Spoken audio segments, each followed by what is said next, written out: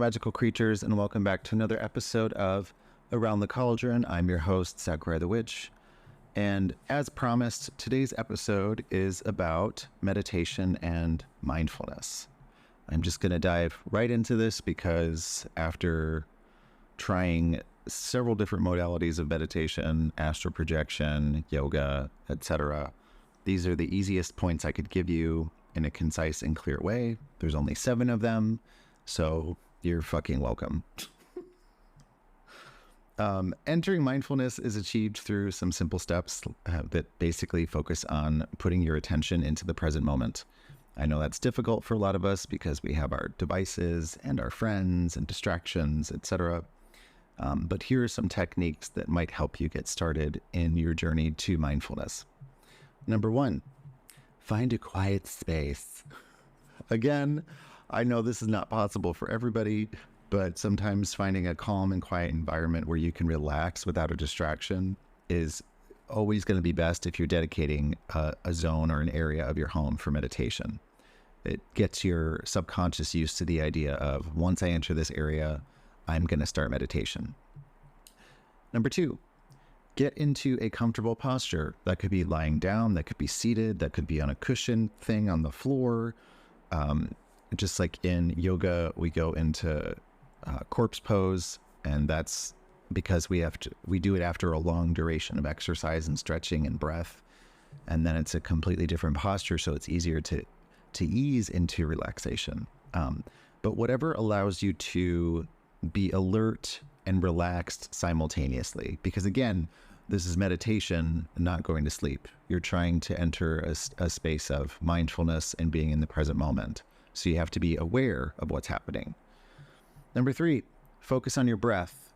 For those of you that don't know how to visualize, for those of you that can't go on those inner mental journeys, focusing on your breath by taking a few deep breaths and paying attention to how long you hold it, how long you exhale, being able to control it, that will put you in the present and in your body. Another one for mindfulness to do, number 4, is pay attention to your body. Where do you feel any sensations, any tingling, any numbness? If you have numbness, maybe see a doctor. If you are noticing any of these tensions, try to relax them. Try to tell your body mentally, I'm now relaxing the muscles in the back of my neck. I'm now relaxing the muscles in my shoulders on the left and on the right. Like, progressively do a body scan. Go throughout your body and pay attention to the sensations that you feel. Some might disagree with this, but I feel a good one as well for number 5 is observe every thought and every emotion. So during mindfulness, you're going to notice that certain thoughts and feelings will arise. You might get caught up in them. You might have a passing memory, but if you do, try not to go into it with judgment and try not to relive it. Just acknowledge it and then bring your attention back to your breath and to your physical body. I know it sounds pretty difficult, but it gets easier with practice. Number 6, engage all of your senses. So again, this is going back into what's tangible, what's real. It's good for people who have a hard time visualizing within their mind. You're going to notice your immediate surroundings. Do you notice any sounds around you? Like right now, I hear the sound of my birds outside, the air blowing across the wind, the screen, the wind. I can sense the chair underneath me creaking and moving.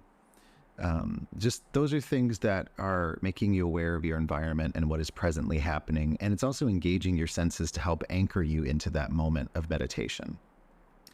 And lastly, number 7, always start your meditation and mindfulness practice with a short session. So try a few minutes a day. Try it at the same time every day. Also, if you're just starting, try to just try to see what is best for your schedule and for your mind to get to that space. Is it in the morning? Is it at lunchtime? Is it before you take a nap? Is it right before you go to bed?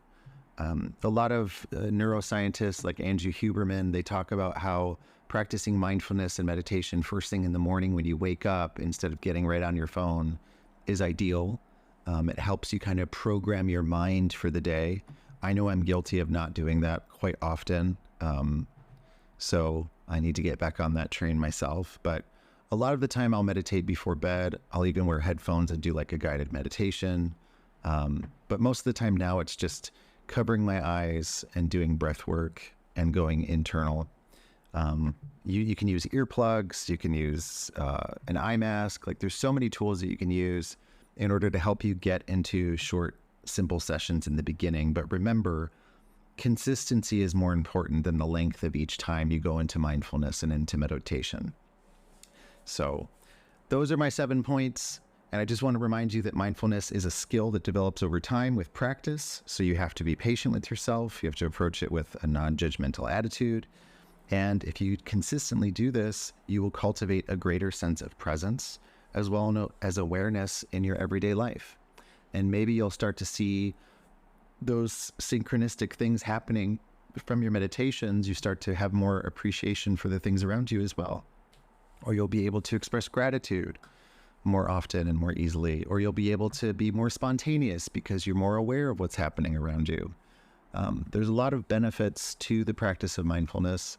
And it's something that I pair a lot when I do Reiki, because it really just lowers stress and anxiety, and it helps you reconnect with yourself, and you don't get so anxious about what you don't know or what's to come. It keeps you more present, which is the intention. So I hope that helps. And if you would like to work with me or you have any questions that you want me to answer on the podcast, feel free to contact me via the form on my website, which is at www.zachariahthewitch.com. You can also follow me on Instagram at Zachariah the Witch. Be sure to follow my other podcast that I'm doing with my friend Roy. It's called The Weird Agenda. It's also at Weird Agenda on Instagram, where we'll be telling weird stories, obviously from the name, and kind of just interviewing people that we find interesting and we want to know what they're about. So I hope you're well, and don't be a piece of shit. Bye.